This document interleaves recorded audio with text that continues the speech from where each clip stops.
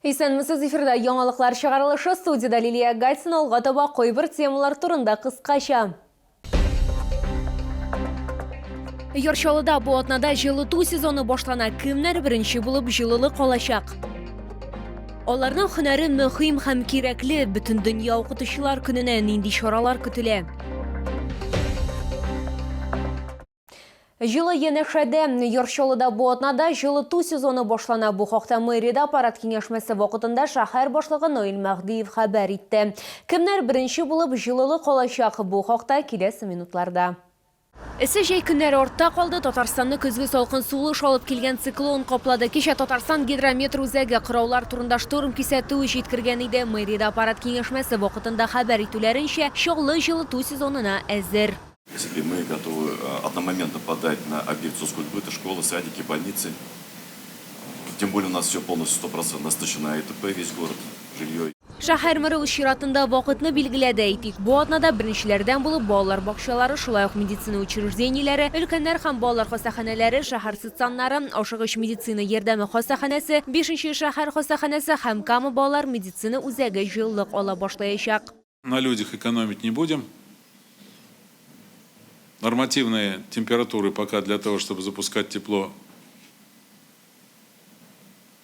многоквартирные жилые дома еще не наступил. Но мы как практики, как люди разумные, давайте начнем подачу тепла с наших детских садов. Их у нас более 130. Икенче этапта мәгариф учрежденияләрендә дә җылылык шибәрү планлаштырыла. Дальше пойдем уже с учетом тех нормативов, которые определены федеральным законодательством в части пуска тепла в многоквартирные дома, уже начнем заниматься пуском тепла и в жилые дома. Погода более чем благоприятная для того, чтобы подтянуть, как говорят, все те хвосты, которые еще остались с капитального ремонта и теплосетевого хозяйства, и капитального ремонта жилых домов, ревизию еще раз провести. Исегезгә төшерәбез, жылыту сезоны тәүлек, урам температурасы 5 тәүлек дәвамында +8 градустан югары булмаганда башлана. Лилия Гатина, Сергей Вильданов, яңалыклар. Оның артында лайыклылар гына утыра ала. Бүген Йоршалының 31-нче мәктәбендә герой партасы пәйда булды. Онда ватанны саклаучы турында мәгълүмат, аның биографиясе һәм геройлык юлының тарихы урнаштырылган. Денис Простатов Чечнядагы хәрби хәрәкәтләрдә катнашкан. Махсус хәрби операция башлангач та ул читтә кала алмаган. 1 ел элек чаллылы һәлак була. Денисның әнисе 31-нче мәктәп укучыларына улының нинди авыр юл үтүе турында сөйләде. Ничек кенә авыр булмасын, ул үз теләгенә ирешә. Офицер була, ул армиядә хезмәт иткән, хәрби институтка укыган. Чечнядагы хәрби хәрәкәтләрдә катнаша, анда үзен герой буларак күрсәтә. Ул аны тулысынча уза һәм Суворов медален ала. Денис разведка төркемендә була. На них напали в горах. Они целый час отбивались. Командир был ранен очень серьезно в голову. И Денис взял все остальное на себя, ребят, бой. И во время боя он не потерял ни одного человека. Махсус хәрби операция башлангач, Денис шулай ук читтә кала алмый. Командир аңа калырга, яңа хәрбиләрне өйрәтергә тәкъдим итә. Ул үз егетләрен күргәнче уйларга вәгъдә иткән. Он заходит в палатку, а там стоят ребята. И говорят: ну что, командир, остаешься? То есть птицей долетела до солдат, до его ребят, что ему предложение сделали. Он сказал: вы что, ребят? Мам, я, говорит, так ошарашен был, что... Я им сказал: вы что, ребят, я куда без вас? Я только с вами. Менә шулай ул алар белән соңгы сулышына кадәр бергә сугыша. Гранат кушаматлы хәрби хезмәткәр, гранатомет, пулемет взводы командиры була. Мото укчылар батальонындагы иң катлаулы бүлекчә. Бурычларны үтәгәндә аның командасында бер генә сугышчы да юга алмый. Бүген чарада аның элеккеге сыйныфташлары һәм укытучылары да бар иде. Алар Денис Простатовның нинди булуын искә төшерделәр. Я запомнила самое такое, ведь времени все-таки много прошло, самое-самое удивительное из всех учеников, которых я выучила за 42 с лишним года. Он был один из самых улыбчивых. Можно было ругать его, стоять ему, выговаривать. Он стоял и улыбался, чем обезоруживал всех вокруг. Хәзер Денис турында күп укучылар беләчәк. Аның туган 31-нче мәктәбендә герой партасы барлыкка килде. Анда аның фотосурәтләре, биографиясы, махсус хәрби операция зонасында үзен ничек күрсәтүе турында белешмәләр дә бар. Лилия Гатина, Эльмира Гайнетдинова, Тимур Сафронов, яңалыклар.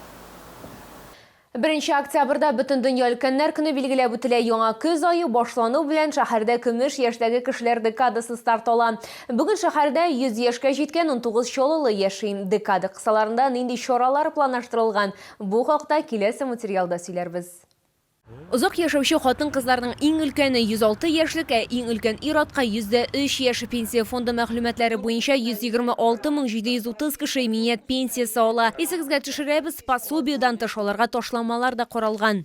Пенсионеры имеют право на следующие меры социальной поддержки. Субсидии на оплату жилого помещения и коммунальных услуг, ежемесячные денежные выплаты на проезд, компенсация на уплату взноса на капитальный ремонт общего имущества в многоквартирном доме, субсидии льгота, федеральные и региональные льготы, субсидии на затраты по оплате за абонентскую линию сети фиксированной телефонной связи, здесь ветераны труда, лица, награжденные государственными наградами республики, санитарно-курортное лечение. Өлкән буын декадасы якынлаша. Мэриядагы аппарат киңәшмәсе вакытында шәһәр мэры предприятие һәм оешма җитәкчеләренә лаеклы ялда булган үз эшчеләренә игътибар юнәлтергә өндәде.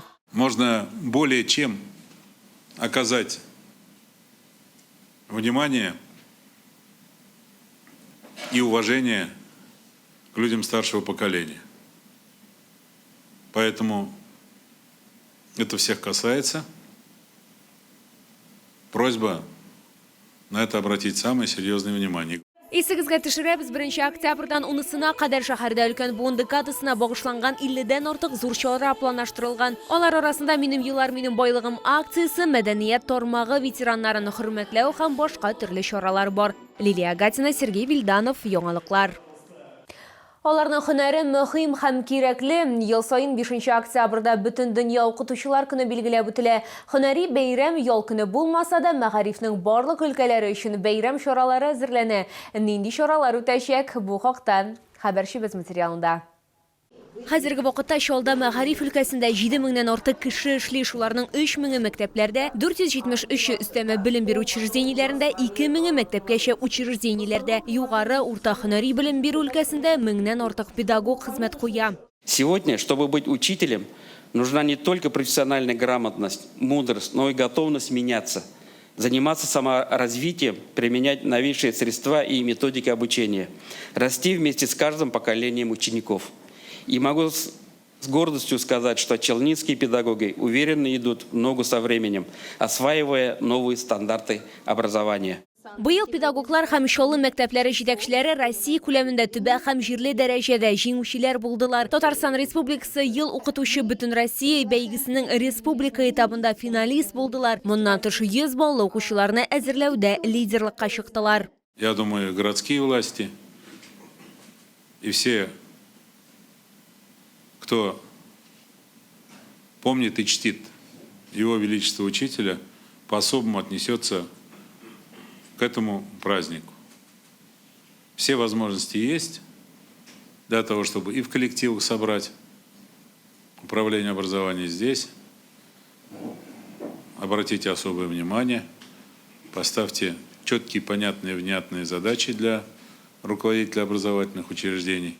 Укытучылар көне алдыннан шәһәрдә традицион рәвештә аңлаучы укытучы һәм укытучыңны котлау акцияләре һәм чаралары үтәчәк. Шулай ук район һәм шәһәр мактау такталарына сертификатлар тапшыру тантанасы булачак. Лилия Гатина, Сергей Вильданов, яңалыклар. Бу сезгә җиткерәсе соңгы мәгълүматыбыз иде. Мин Лилия Гатина, сезнең белән сау булашам һәм барчаларыгызга да продуктив атналар теләп калам.